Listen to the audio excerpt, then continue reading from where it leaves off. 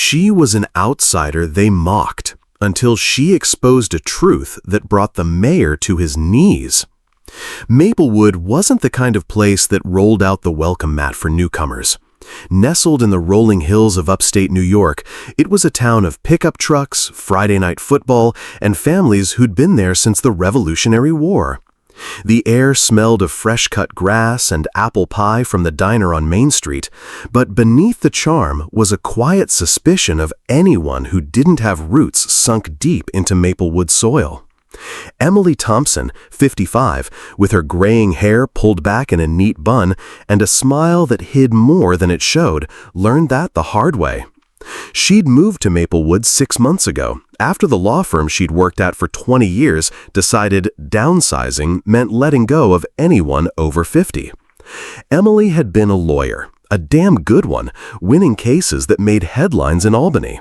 But that was another life, one that felt like a dream as she unpacked her boxes in a small rental house on the edge of town. She took a job at the Maplewood Public Library, figuring it'd be a quiet way to start over. The library was a squat brick building, its shelves lined with dusty books, and its walls plastered with posters for community potlucks. It wasn't glamorous, but Emily didn't need glamour. She needed a place to breathe. The trouble started at the town hall meeting, one of those monthly gatherings where folks sipped burnt coffee and argued over stop signs. Emily sat in the back, her hands folded in her lap, listening as Richard Harrington, the town mayor and head of the Harrington clan, droned on about budget cuts. Richard was the kind of man who wore his authority like a tailored suit, crisp, confident, and untouchable. His family had run Maplewood for generations, their name on everything from the elementary school to the hardware store.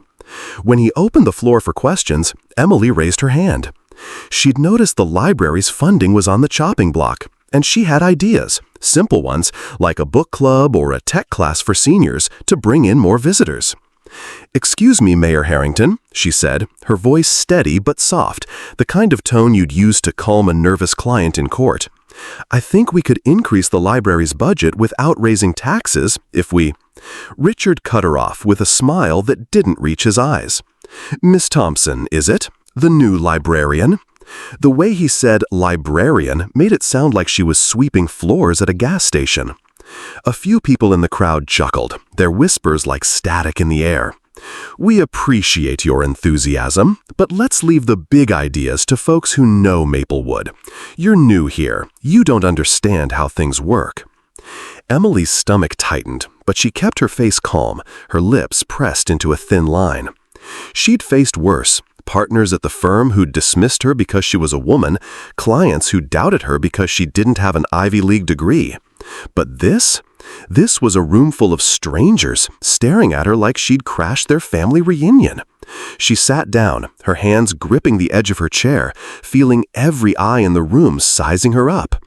"She thinks she's better than us," someone muttered. "Why's she even here?" another voice hissed. As the meeting dragged on, Richard moved to the next topic, a proposal to spruce up Main Street. Emily's mind wandered to the library, to the kids who came in after school, to the old folks who lingered over newspapers.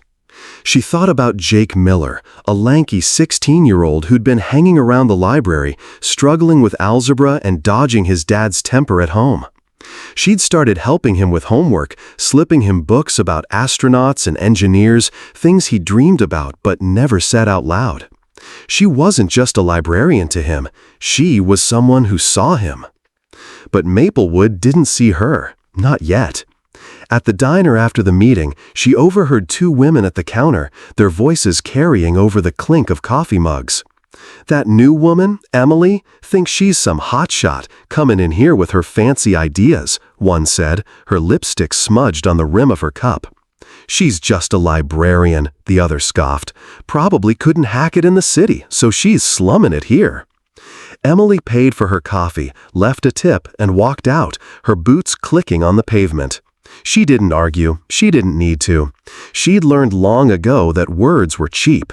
It was actions that hit hard. Back at her house, a modest place with peeling paint and a creaky porch, Emily sat at her kitchen table, a single lamp casting shadows on the wall. She pulled out a box from under her bed, one she hadn't opened since moving to Maplewood. Inside were files from her old cases, contracts, court transcripts, newspaper clippings about the time she'd saved a community center from being bulldozed. Her fingers lingered on a faded photo of her and her daughter, Sarah, taken years ago when they were still close. Sarah thought moving to Maplewood was a mistake, a step backward. "Mom, why are you burying yourself in some nowhere town?" she'd asked over the phone. Emily hadn't answered. She wasn't sure she had one yet. But as she closed the box, her eyes caught something else, a legal document about Maplewood's land records, something she'd stumbled across while organizing the library's archives. It was old, yellowed, but it mentioned a park, a piece of land donated decades ago with strict rules about its use. Something about it didn't sit right. She tucked it away, her mind already turning. She didn't know it then, but that piece of paper was about to change everything. The next morning, Emily walked to the library, her breath visible in the crisp fall air. She passed the town square, where a group of kids kicked a soccer ball, and noticed Martha, an older woman who ran the local bakery, watching from her shop window. Martha had been at the meeting, one of the few who hadn't laughed when Richard cut Emily off. As Emily walked by, Martha stepped outside, her apron dusted with flour. "Don't let 'em get you, honey," she said, her voice low but firm. "This town's got a long memory, but it's got a heart too. You just keep doing what you're doing." Emily nodded, a small smile breaking through. It wasn't much, but it was enough to keep her going. What Emily didn't know, what nobody in Maplewood knew, was that she wasn't just a librarian. She was a woman who'd spent years fighting battles most of them couldn't imagine. And she was about to fight another one right here in their backyard. They thought she was nobody. They thought wrong. Emily Thompson woke up each morning to the same routine: coffee brewed in a chipped mug, a quick glance at the news on her phone, and a walk to the Maplewood Public Library under the amber glow of October leaves. The town was beautiful this time of year, with pumpkins on porches and the faint smell of wood smoke in the air. But beauty didn't soften the sting of being an outsider.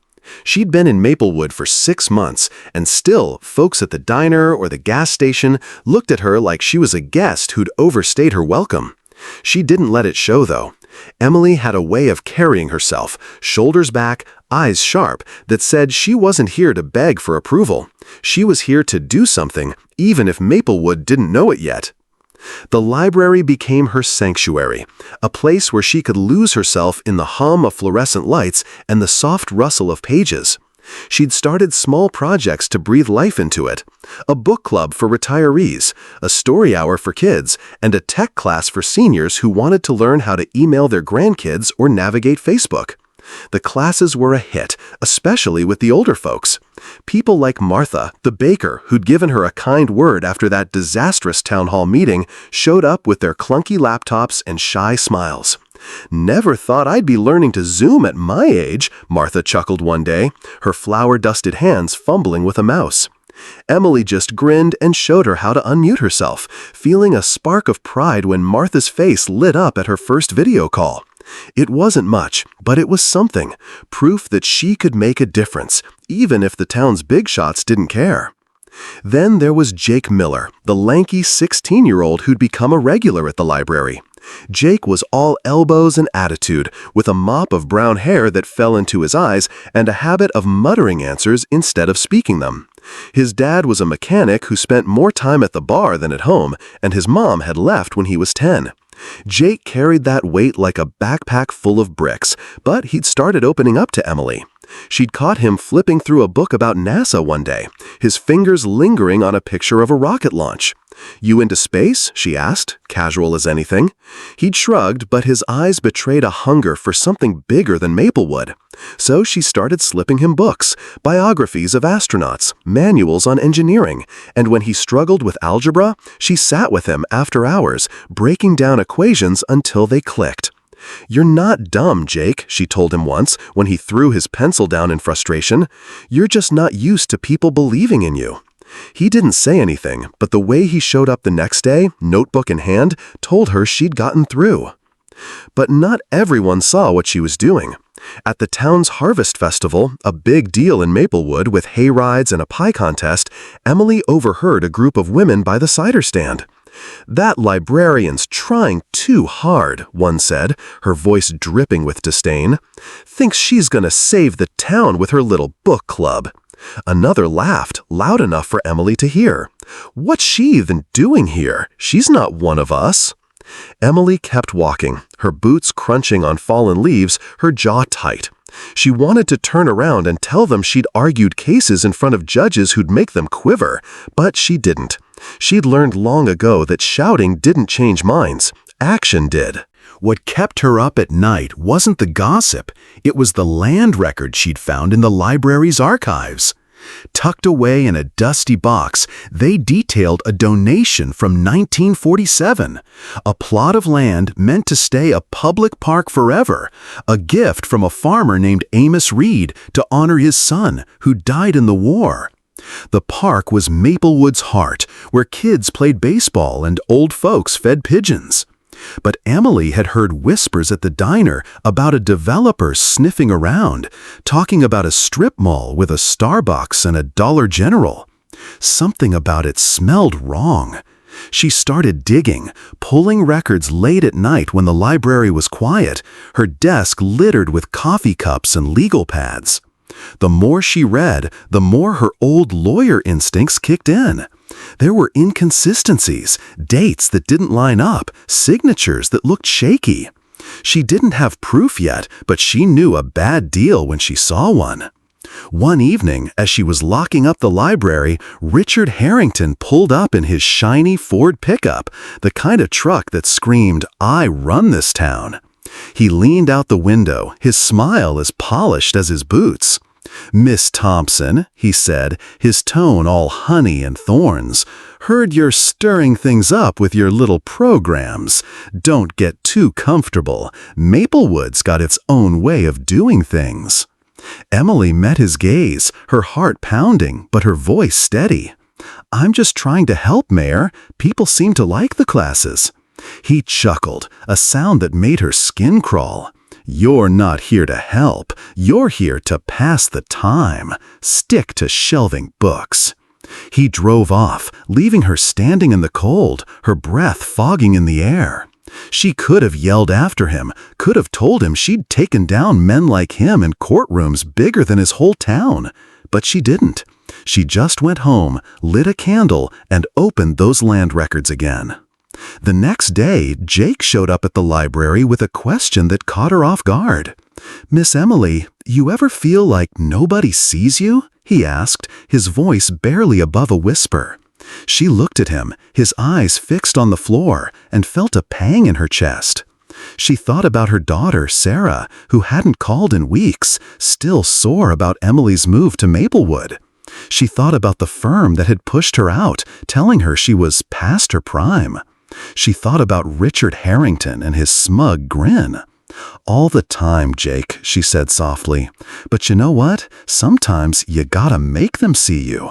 He nodded, like he understood, and handed her a crumpled drawing, a sketch of a rocket with "For Miss Emily" scrawled at the bottom. She smiled, tucking it into her bag. It was a small thing, but it felt like a lifeline. Then came an unexpected ally. Martha, the baker, stopped by the library with a box of donuts, still warm from the oven. "You're doing good here, Emily," she said, her eyes crinkling. "Don't let the likes of Harrington scare you off. My granddaddy used to say, a tree grows strongest in the storm. You're growing roots, whether they like it or not." Emily laughed, the first real laugh she'd had in weeks. Martha didn't know about the land records or Emily's past, but her words landed like a spark. Emily wasn't just fighting for herself anymore. She was fighting for Jake, for Martha, for the park where kids like Amos Reed's son used to play. She didn't know how it would play out, but she knew one thing: Maplewood wasn't ready for what she was about to do. They'd underestimated her, and that was their first mistake. The air in Maplewood's town hall was thick with tension, the kind that makes your skin prickle and your chest tighten. It was a chilly November evening, and the room was packed. Folks in flannel jackets and knitted scarves, their faces a mix of curiosity and skepticism. The old wooden chairs creaked as people shifted, waiting for the big vote on the proposed strip mall that would replace Amos Reed Park. Emily Thompson stood at the back, her arms crossed, her graying hair tucked neatly behind her ears. She'd been up half the night, poring over those land records, her kitchen table a mess of highlighters and coffee stains. She knew what was coming. She'd prepared for it. But as she scanned the room, seeing Richard Harrington up front with his polished grin and his developer buddy, a slick guy named Carl from Syracuse, she felt a flicker of doubt. This was their turf, their rules. She was just the librarian, after all. Or so they thought. Richard took the podium, his voice booming like he was preaching a Sunday sermon. "This strip mall's gonna put Maplewood on the map," he said, gesturing to Carl, who flashed a smile full of two white teeth. "Jobs, revenue, a Starbucks right here on Main Street. Who doesn't want that?" The crowd murmured, some nodding, others frowning. Amos Reed Park wasn't just a patch of grass. It was where kids played Little League, where old-timers swapped stories on benches, where the town held its 4th of July picnic. But times were tough, and the promise of jobs was a siren song. Emily felt her stomach churn as Richard went on, painting a picture of a shiny new Maplewood, one where folks like her, outsiders, nobodies, didn't get a say.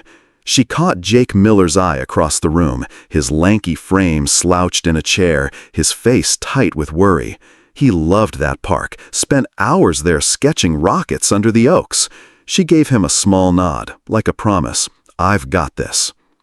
When Richard opened the floor for comments, the room went quiet. A few folks spoke up. Mr. Jenkins from the hardware store grumbled about traffic, and Martha from the bakery asked about preserving the park's war memorial. Richard brushed them off with that same slick smile, promising compromises that sounded like empty checks. Emily's hand went up, steady as a rock, though her heart was hammering. She stepped forward, her boots echoing on the hardwood floor, every eye in the room snapping to her. Richard's smile faltered, just for a second, before he leaned into the mic.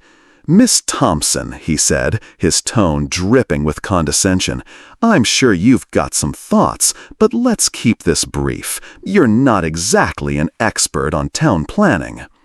The crowd tittered, a few sharp laughs cutting through the air. Emily felt the heat rise in her cheeks, but she didn't flinch. She'd faced worse, judges who'd sneered at her, opposing counsel who'd underestimated her. She took a breath, her voice calm but firm, like she was addressing a jury. "Actually, Mayor Harrington, I know a thing or two about contracts. See, I wasn't always a librarian. For 20 years, I was a lawyer in Albany, handling cases bigger than anything this town's ever seen." The room went dead silent, like someone had flipped a switch. Richard's jaw tightened, and Carl, the developer, shifted in his seat, his slick grin fading. Emily pulled a folder from her bag, the land records she'd been studying for weeks. Amos Reed donated that park in 1947 with a covenant, a legal promise, that it stays a public space forever. No strip malls, no Starbucks. You build on that land, you're breaking the law. A gasp rippled through the crowd. People leaned forward, whispering, their eyes darting between Emily and Richard. She kept going, her voice steady but sharp, like a blade cutting through fog. "I've got the documents right here, deeds, signatures, all of it. And there's something else. The approval for this project, it's got holes, dates that don't match, signatures that look forged. I'd bet my last dollar someone's been cutting corners." She didn't look at Richard, but she didn't have to. The air in the room shifted, heavy with suspicion. Carl's face went pale, and Richard gripped the podium like it was the only thing keeping him upright. "That's a serious accusation, Miss Thompson," he said, his voice low, almost a growl. "You're an outsider. You don't know how we do things here." Emily didn't back down. She held up the folder, her eyes locked on his. "I know enough to see a bad deal when it's staring me in the face, and I know this town deserves better than losing its heart for a quick buck." The crowd erupted, some cheering, some shouting, a chaotic mix of support and disbelief. Jake stood up, his voice cracking but loud. "She's right. That park's ours. Miss Emily's the only one looking out for us." A few kids near him clapped, and Martha joined in, her hands banging together like she was cheering at a football game. Richard raised his hands, trying to regain control, but the room was slipping away from him. Then came the bombshell. Emily had saved her best card for last. She'd found an email buried in the library's public records between Carl and a county official. It wasn't much, just a vague promise of extra incentives for fast-tracking the project, but it reeked of a bribe. She read it aloud, her voice clear and unwavering, each word landing like a hammer. "This was sent to your office, Mayor Harrington," she said, her eyes boring into him. "Care to explain?" The crowd roared, a mix of shock and anger. Richard's face went from red to ashen, his mouth opening and closing like a fish out of water. Carl stood, muttering something about misunderstandings, but nobody was listening. They were watching Emily, this woman they dismissed as just a librarian, standing tall and tearing their world apart. She didn't gloat, that wasn't her style, but as she stepped back, her folder clutched tight, she felt a rush, not of pride, but of purpose. She thought of her daughter, Sarah, who'd called her move to Maplewood a mistake. She thought of Jake sketching rockets in the park. She thought of Amos Reed, a man she'd never met, whose legacy she was fighting for. The room was chaos now, people shouting questions, Richard stammering excuses. Emily didn't need to say another word. She'd done what she came to do. Maplewood thought they knew her. They thought she was nobody. But in that moment, with the truth laid bare, they saw her for the first time. And they weren't ready for what was coming next. The dust hadn't even settled in Maplewood when the news hit like a summer storm. Amos Reed Park was safe. The strip mall deal scrapped after Emily Thompson's bombshell at the town hall meeting. The email she'd uncovered, hinting at a bribe between Mayor Richard Harrington and that slick developer Carl, had spread through town faster than gossip at the diner. By the next morning, the local paper ran a front-page story, and folks were buzzing, some with outrage, others with a quiet kind of awe. Emily walked to the library under a gray November sky, her scarf wrapped tight against the chill, feeling the weight of every stare. She wasn't just the librarian anymore. She was the woman who'd taken down the mayor. But Emily didn't feel like a hero. She felt tired, like she'd been carrying a load she hadn't signed up for. All she'd wanted was to start over in this sleepy town, not to upend it. Yet here she was, and there was no going back. The dust hadn't even settled in Maplewood when the news hit like a summer storm.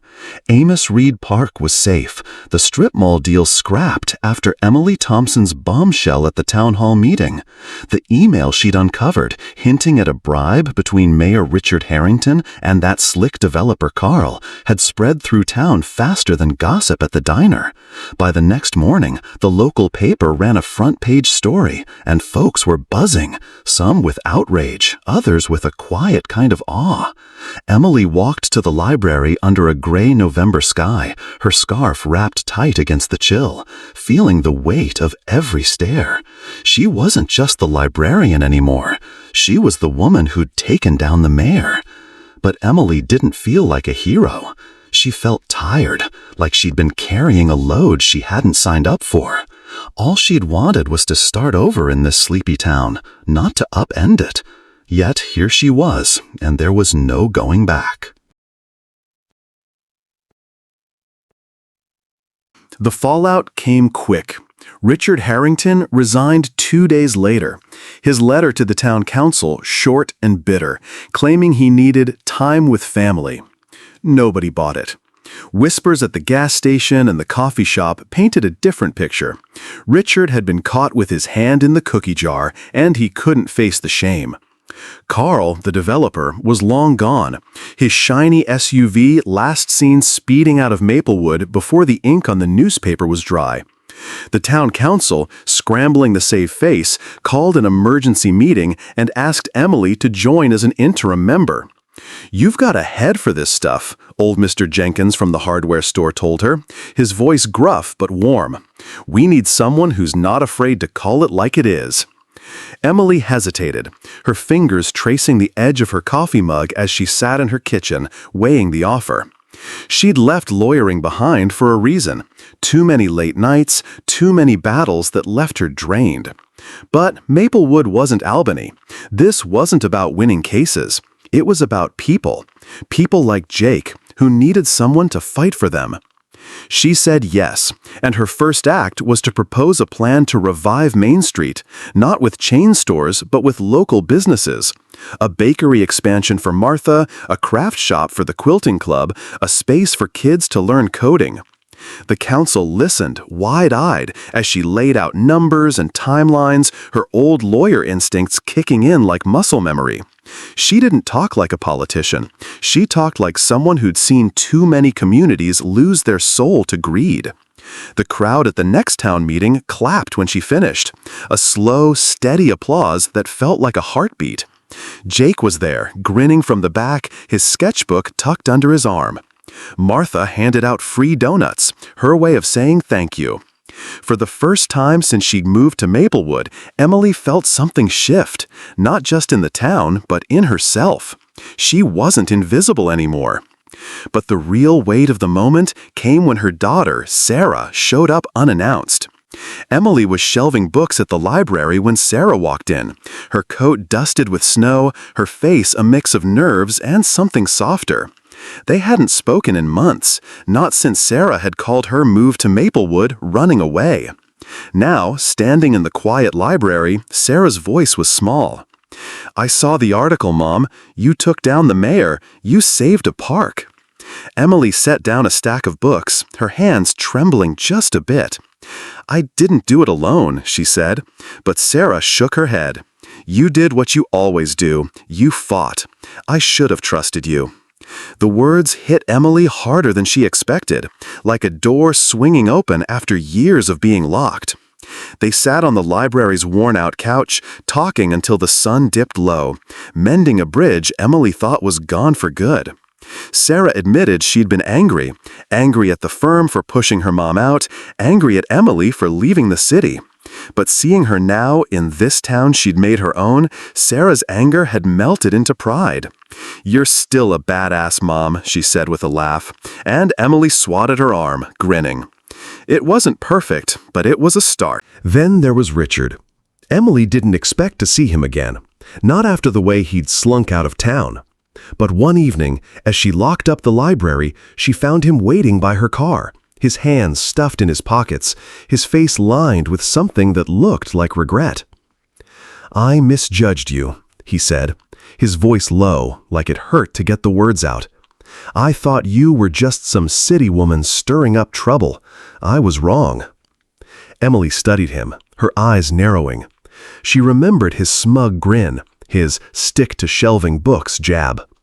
Part of her wanted to let him stew in his shame, but another part, the part that had spent years seeing people at their worst in court, knew regret wasn't enough. "You didn't just misjudge me, Richard," she said, her voice steady but sharp. "You misjudged this town. They deserved better. If you want to make it right, do something about it." She didn't wait for his response, just got in her car and drove home, the weight of his words lingering like a shadow. That night, Emily sat on her creaky porch, a glass of cheap wine in hand, staring at the stars. She thought about her old life in Albany, the late nights, the high-stakes cases, the way she'd lost herself in the grind. Maplewood was different. It wasn't about winning, it was about building. She'd started a mentorship program at the library for kids like Jake, teaching them everything from math to how to stand up for themselves. Jake was already talking about applying to college, something he'd never dreamed of before. Martha's Bakery was expanding, thanks to a grant Emily had helped her apply for. The park was still there, its oaks standing tall, a reminder of what they'd saved. Emily wasn't naive. She knew Maplewood wouldn't change overnight. There'd still be whispers, still be folks who saw her as an outsider. But she'd earned something more valuable than acceptance: respect. And for the first time in a long time, she felt like she was exactly where she was meant to be. A year had passed since the town hall meeting that turned Maplewood upside down, and the town felt like it had taken a deep breath and started living again. The air carried the hum of progress. Main Street buzzed with new shop signs, the clatter of hammers, and the laughter of kids spilling out from the library's coding club. Amos Reed Park stood proud, its oaks greener than ever, the War Memorial gleaming after a community cleanup. Emily Thompson walked through it all, her boots crunching on gravel paths, a quiet smile on her face. She wasn't the same woman who'd rolled into Maplewood with a beat-up suitcase and a bruised ego. She'd found something here, not just a home, but a purpose. The town didn't feel like a stranger anymore, and neither did she. The library had become the heartbeat of Maplewood, a place where folks didn't just borrow books, but built dreams. Emily's mentorship program was in full swing, with Jake Miller as its unofficial poster child. He'd gone from a kid who barely spoke to one who'd applied to 3 colleges. His sketches of rockets now pinned to a bulletin board labeled Maplewood's Future. Emily watched him tutor younger kids, his voice patient as he explained coding loops, and felt a swell of pride that hit her like a warm summer breeze. She'd been where he was, doubted, dismissed, told she didn't belong. But she'd shown him, and this town, that belonging wasn't about where you came from. It was about what you did with the time you had. At a natural pace of 150 to 160 words per minute, maintain clarity and light emotional nuance suitable for American storytelling. The big moment came at the library's 50th anniversary celebration, a shindig that drew half the town to the park. There were picnic tables draped in red and white checkered cloths, a bluegrass band strumming under a tent, and a potluck spread that could feed an army. Martha's apple pies stealing the show, as always.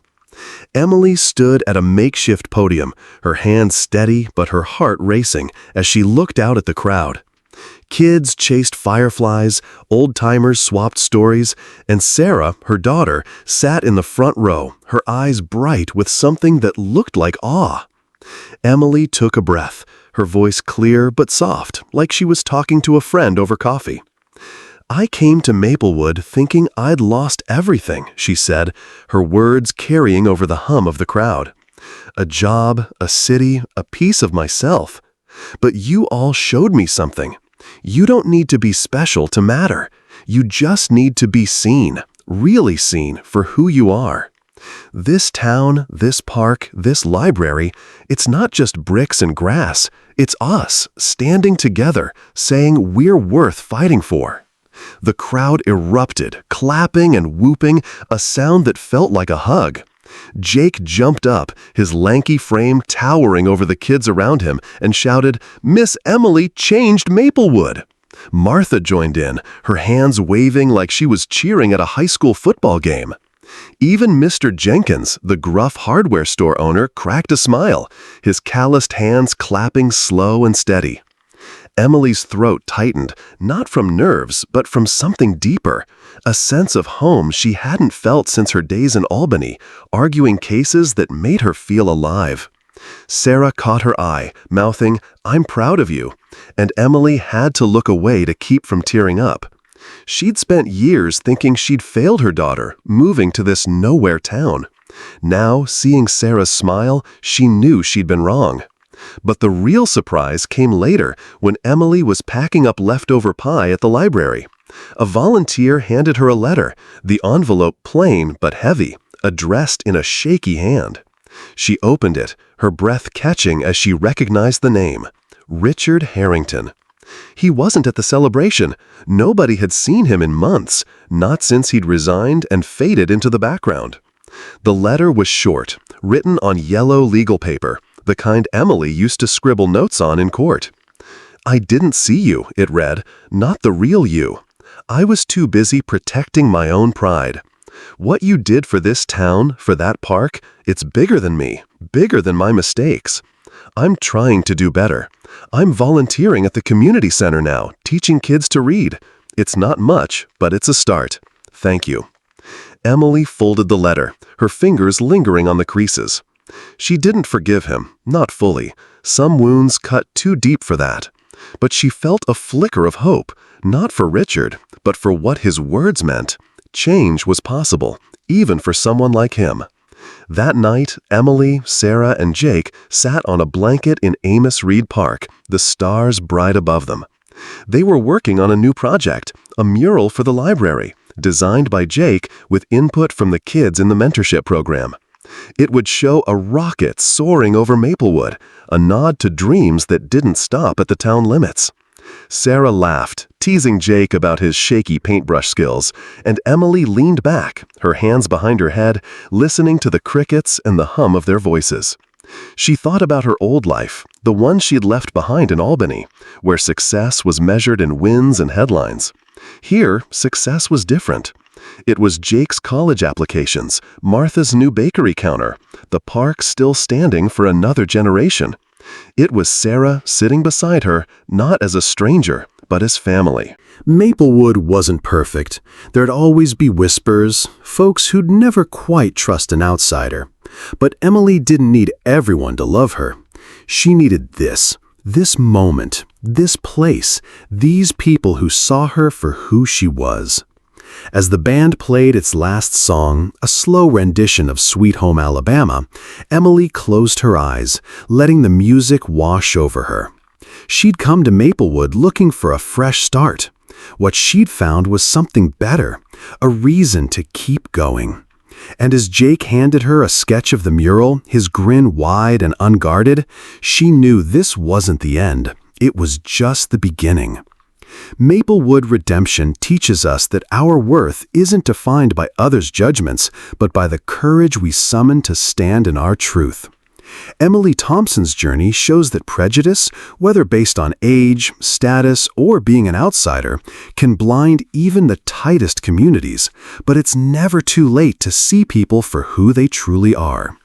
Like the old American saying, "Don't judge a book by its cover," Emily's quiet strength reminds us to look beyond appearances and value the heart beneath.